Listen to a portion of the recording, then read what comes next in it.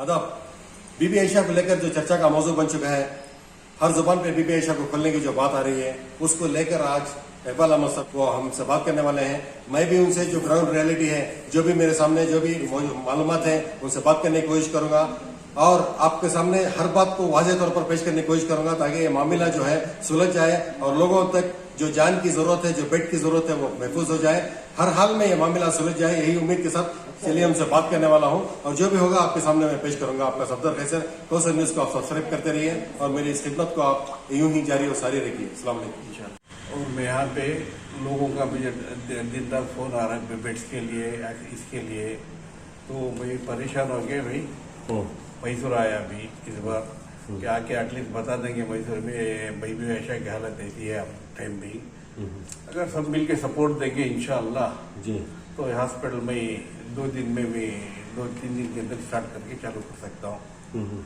इस बार जो पिछले जो दौर में जो था कोविड का, उससे ज्यादा है इस बार, लेकिन ट्रीटमेंट आसानी से कर सकते थे हम लोग। बहुत अच्छा था, हम लोगों का एक्सपीरियंस भी था हमारे स्टाफ को और हम लोग हॉस्पिटल में सबको भी। और हमारा जो ये था, मई और वृंदावन, बीबी आयशा और वृंदावन हॉस्पिटल मिल के चलाते थे। अभी भी हम लोग को अल्हम्दुलिल्लाह अभी ये वाली होटल में अभी भी हमारे पास 14-15 पेशेंट, 20 पेशेंट है। इस तरीके से हम लोग चलाते जा रहे हैं। अभी यहाँ पे स्पंदना हॉस्पिटल है, वृंदावन हॉस्पिटल है, मंड्या में भी स्पंदना और हॉस्पिटल है, मंड्या मल्टी स्पेशलिटी, ये सब हॉस्पिटल है। हम लोग पूरा कोविड बना के रखे। कोविड में और माशाल्लाह बहुत फुल पेशेंट हो रहा है। मुझे बहुत अफसोस है हॉस्पिटल को मतलब गलत तरीके से बंद कर दिया गया, उसकी ज़रूरत नहीं थी। ये पर्सनल क्या एजेंडा अल्लाह जाने। रमज़ान का महीना है, मैं कभी झूठ बोलना नहीं चाहता और अल्लाह ताला मुझे नई जिंदगी दिया और अल्लाह ताला मेरे गुनाहों को साफ करके मुझे फिर वापस दुनिया में भेजा। मैं कुछ खिदमत करने के मौके से मैं यहाँ पे आया था। और इसके पहले भी मैं जब 2016 में तनवीर सेठ साहब खास बुलाए, मैंने चांद साहब बुलाए, जितना पुराने ट्रस्ट वाले थे सब मेरे को रिक्वेस्ट करके बुलाए मुझे। भाई अल्हम्दुलिल्लाह बीबी आयशा का नाम मोहम्मद की माँ का नाम समझ के चलो, अल्लाह हमारा मुझे बहुत कुछ दिया है। मुझे पैसे की तो ज़रूरत नहीं थी। मैं सोचा चलो भी ये हॉस्पिटल है, मुसलमानों के कौम के एक हॉस्पिटल के इदारे को खड़ा देंगे, एटलीस्ट इदारा चलता रहेगा, तब साहब जारिया परमानेंट होएगा। लोग मस्जिद बनाते हैं, लोग मदरसे बनाते हैं। इसके लिए मैं सोचा है कि हेल्थ की ऑर्गेनाइजेशन बनाएंगे कि मुसलमानों में आज हमको एजुकेशन में हेल्थ की बहुत सब जरूरत है और हार्डली मुसलमानों की इसमें हॉस्पिटल बहुत कम है कर्नाटका में खासकर। तो मैं सोचा भी चलो, जब 3 चाक है, 1 चाक और हमारी लग गई तो 4 चाक में गाड़ी और भी अच्छा बढ़ेगी। अभी लोग क्या करेंगे, फिर इंटरेस्ट दिखा के अपना पैसा इन्वेस्ट करके इस तरीके से चैरिटी का काम करेंगे। अभी चैरिटी की नीयत से यहाँ पे मैसूर आया। मैं यहाँ पे आके आज 6 साल 7वां साल है, 5 रुपये में यहाँ से लिया नहीं। मैं जो भी है मेरे जेब के पैसे से खर्चा करके आता था, यहाँ से जाता था, यहाँ तक कि चाय और खाना मेरे जेब के पैसे से खाता था। मुझे एक ही मेरी ख्वाहिश क्या थी कि भी किसी भी हालत से हम लोग जिस नीयत से चैरिटी की नीयत से चैरिटी से करेंगे। अभी मैं 110 डायलिसिस फ्री करता था और बहुत से गरीबों को अटकास सर्विस दिया। मैं कभी भी ज़्यादा पैसा लूटने के लिए किया। अब लास्ट ईयर जो कोविड-19 में हम लोग बहुत पेशेंट रह गए, जो भी पेशेंट किसी को भी आईसीयू बेड नहीं मिला, उन सबको आईसीयू बेड दिया। हालांकि मरने वाले पेशेंट भी हमको मालूम था मर जाएगा, फिर भी हम सोचे लास्ट कोशिश करेंगे बोल के उनको एडमिट करके हम लोग उनसे ट्राई किए। इसमें कई पेशेंट अच्छे हो गए, कई पेशेंट मरे। मरना मतलब उनकी एज 30 हो गई, कोई एक जवान में पेशेंट मरे नहीं, कोई पूरा एज वाला मरे। अभी भी मुझे बड़ी ख्वाहिश है, लोग मुझे रात दिन सोने नहीं दे रहे बेड के लिए। ये यहाँ पे लो, मंड्या में लो, बेंगलोर में रहो, अपना नियर बाई एरिया में रहो, सब बहुत ट्राई कर रहे हैं। तो मैं सोचा जब ये हॉस्पिटल ऐसा बंद पड़ी है अभी इस वक्त में, अपना तनवीर सेठ साहब मुझे बहुत हेल्प करने की कोशिश कर रहे हैं, उनकी मदद से कुछ कोशिश करेंगे बोल के मैं यहाँ पे आया हूँ उम्मीद लेके आज। देखेंगे इंशाल्लाह, अगर तनवीर सेठ साहब चाहे अगर हेल्प कर देंगे तो इंशाल्लाह मैं 1-2-3 दिन के अंदर हॉस्पिटल खोल दूंगा। क्योंकि मुतवली वो इनोसेंट आदमी लोग हैं, उनको जो आदमी जो बोलता है वो बेचारे वो भड़क के बात कर देते हैं। हालांकि उनके दिल में कुछ नहीं। मैं भी 7 साल से था, एक दिन में मुतौली मेरे साथ मैं झगड़ा किए नहीं, लेकिन कोई वेस्टेड इंटरेस्ट आदमी लोग उनको चढ़ा किए किए 2000 रुपये भाड़ा था उसका, पुराने ट्रक देते थे महीने का, वही 45,000 रुपये भाड़ा दिया। हाँ, अब ये मुझे कोर्ट जाने का इरादा बिल्कुल नहीं था। 14 लाख रुपये मेरे से भाड़ा लेके मुझे लीज डीड बना के देते बोल के कोई लीज डीड बना के दिए नहीं। फिर मुझे सिर्फ 3D करने लगे, आप एनक्रोचर है, ये है, वो है बोल के। तो मैं मजबूरन तंजीर सेठ साहब दुबई में थे, वहाँ से कोशिश की मेरे को ये हेल्प करने की। उनकी तबीयत भी नहीं नासाज होने की वजह से लोग एडवांटेज लेना शुरू करे, मुझे मजबूर होने की कोर्ट जाना पड़ा। सर किस लिए कोर्ट गए आप? कोर्ट कौन आपको ट्रीट करते थे? हाँ? कौन आपके ऊपर जो है तकलीफ पहुंचाते थे आप? अभी नाम लेने से नहीं जरूरी है, हमने मालूम होना ना नहीं सर। नहीं भाई, क्या है, क्या वक्फ बोर्ड की तरफ से आपको दबाव था? वक्फ बोर्ड की तरफ हाँ, ये बोलो सर आपको खुल के, ये मुझे चाहिए। तरह से दबाव था, और प्लस मुतवल्लियों के भी वो लोग हैंड एंड ग्लो हो जाकर मुतवल्लियों को भी उनकी तरफ से प्रेशर डालते थे, लेकिन मुझे मुतवल्ली कभी तकलीफ दिए नहीं। स्पेट ऑफ दिस प्रेशर है, तकलीफ कभी दिए नहीं, लेकिन ज्यादा करके वक्फ बोर्ड से एक वहाँ पे कोई खलील बोल के है, और एक यहाँ पे कलीम कोई ब्रोकर है वक्फ बोर्ड का, इन ऐसे सब मिलके उनके अपने मुफाद की वजह से इन लोगों को बेचारे को साथ में इनको फायदा उठा के मुतवल्लियों से बेचारों को तकलीफ में कर दिया। अब जी सर, एक मिनट सर, अभी आप बोल रहे थे हर महीना उसकी रेंट जो इजार था उसका 2,000 रुपए था। हाँ, आप कितना दे रहे थे? मैं 45,000 रुपये। 45,000 रुपए। हाँ। कितना दुगना हो गया मालूम आपको सर? नेचुरली कितना? 2000 से 45 कितना हो गया? तो उसमें आपको क्या मतलब परेशानियों का सामना करना पड़ा? मुझे परेशानी का सामना कुछ नहीं पड़ा। ये लोग 45,000 रुपये भाड़ा किए, लीज एग्रीमेंट किए नहीं, लीज एग्रीमेंट किए क्यों नहीं करे सर? ये कानून ना सर, ये सब कानून ना सर, कानून आप लोग कानून खुद जो है कानून आप लोग नहीं जानते, नहीं समझते, बोले क्या बड़ी बात। देखो साहब, सब चीज मालूम है, कानून है, करके देना चाहिए, नहीं करके देने से कोर्ट में गए ना। अभी मान लो ये नहीं करते करके टाइट करने की वजह से मुझे कोर्ट में जाना पड़ा। नहीं, शुरू में अब जब बातचीत होती है, एग्रीमेंट वगैरह होती है, इसी वक्त ना सर, क्योंकि हम भी जो है करते बोल के नहीं किए सर, वो that is a big problem. तो आप 45,000 रुपए कितने साल बंदे पैसे? मैं 31 महीने का 45 रुपये हुआ, 45,000 रुपये दिया। 31 महीना का मतलब कितने साल हो गए? 3 साल, करीबन 3 तो साल। आपको 3 साल तक आप एग्रीमेंट नहीं करे? नहीं करे। क्यों सर, ये क्या बात हुई सर? सर वो सवाल सर, मैं जहाँ तक मैं जानता हूँ मुद्दे पे आ रहा हूँ, सीधा बात कर रहा हूँ आपसे। इकबाल भाई, जहाँ पे लोगों के सामने बीबी आयशा के ना खुलने को लेकर सिंपत्ति है, वहीं पे कई एक सवाल आते हैं, मैंने उस पर बहुत गौर फिक्र किया, और वहाँ के जो भी मालूमात थी मैंने इकट्ठा किया है, वो आपके रूबरू पूछ रहा हूँ, सीधे आपसे पूछूंगा, आप जवाब को देना पड़ेगा। इंशाल्लाह। इकबाल भाई, जहाँ तक मैं जानता हूँ 1990 में मरहूम अब्दुल सेठ साहब ने एक जमीयत अल खुदावत नामी एक ट्रस्ट को वजूद में लाया, जिसमें यहाँ के शहर के मस्जिद के नुमाइंदीन और तमाम को लेकर एक ट्रस्ट बनाया गया। सही बात। कई साल उन्होंने वो हॉस्पिटल का इजाद किया बीबी आयशा के नाम से, लेकिन वहां पे कई मुश्किलात के सामने की वजह से, जहाँ पे एक ऐसी खस्ता हालत होगी कि वो हॉस्पिटल चलाने में बहुत ही दुश्वारियों का सामना करना पड़ रहा था। तो जैसे मैं जानता हूँ 2014-15 में डॉक्टर ताहा मतीन के साथ आप मैसूर आए, ठीक है, वहां से आपने इंटरेस्ट बताया कि हॉस्पिटल आप चलाएंगे, डॉक्टर ताहा मतीन वगैरह की टीम थी। तो तनवीर सेठ से ये मालूम हुआ कि तनवीर सेठ साहब ने ये कहा कि ट्रस्ट के बगैर आप पैसा दे सकते हैं। उन लोगों को बताया कि ट्रस्ट पे आने के बाद दीजिए, वरना वक्फ का ट्रस्ट के जो माने हैं वो माने ही बदल जाएंगे। ठीक है, सही बात, बिल्कुल सही। उसके बाद जमीर अहमद खान जब मिनिस्टर हुए तो उन्होंने आपकी जो पोजीशन है उसको एग्रीमेंट वगैरह जो भी है आपको बनाने के लिए हुक्म दिया था, लेकिन चूंकि ये ट्रस्ट में नहीं था, इस वजह से ये पेंडिंग में हुआ। उसके बाद ये ट्रस्ट को वक्फ बोर्ड में दे दिया गया, ये भी सही है। ट्रस्ट में था उस टाइम पे भाई, हम लोग ट्रस्ट में थे जी। ट्रस्ट में होने के बाद में जमीर अहमद का क्या किए, वो ट्रस्ट जो है पुरानी ट्रस्ट को हटा के अब नई ट्रस्ट बना लो बोल के बात किए। अच्छा। नई ट्रस्ट हम बनाए, और चांद साहब और जितने पुराने ट्रस्टी हैं और सब मिलके क्या किए, एक रेजोल्यूशन पास किया कि भाई ये जमीयत खुदावत हॉस्पिटल है हमारी ट्रस्ट है। सर, वहीं पे आप लैंड ग्रैबिंग केस भी डाले थे ना सर? नहीं, करेक्ट है। मैं ये लैंड ग्रैबिंग केस इसलिए डाले कि तो पहल आपने की थी कोर्ट को जाने? नहीं, भाई ने पहले की है लैंड ग्रैबिंग का केस है, वक्फ बोर्ड ने मेरे पे डाला, तभी कोर्ट में जाना पड़ा। अच्छा। नहीं तो मैं ज्यादा नहीं था, क्योंकि बिगार मुझे बुला के यहाँ पे जगह दी गई, मुझे बुला के मैं इनको हेल्प करने के लिए मैं इधर आया था।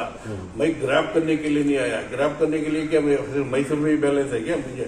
मैं कहीं भी ग्रैब कर सकता है आदमी, चोर आदमी को किधर भी मिल सकता है। तो वो ग्रैबिंग का जो किए बाद में खुद ये लोग जमीर अहमद इन्होंने सब बोल के ये निकाल दिए ग्रैबिंग के। ठीक है, वो 30 साल जो ट्रस्ट हो गया जमीयत खुदावत को जो लीज दिया गया था, उसके बाद वो वक्फ कर दिया गया, हॉस्पिटल को बिल्कुल वक्फ के नाम पे कर दिया गया। कर दिए, ठीक है। उसके बाद आपको 9,000 रुपए की किराए से शुरुआत की गई, जो 2000 से 9,000 नहीं 2000 जमीयत खुदावत जो पहले थे वो लोग पे कर रहे थे। जब आपको हैंड हुआ तो 9,000 रुपए 45,000 हुआ। नहीं सर, स्टार्टिंग में पूछ रहा हूँ, नहीं स्टार्टिंग से ही 45,000, स्टार्टिंग से ही।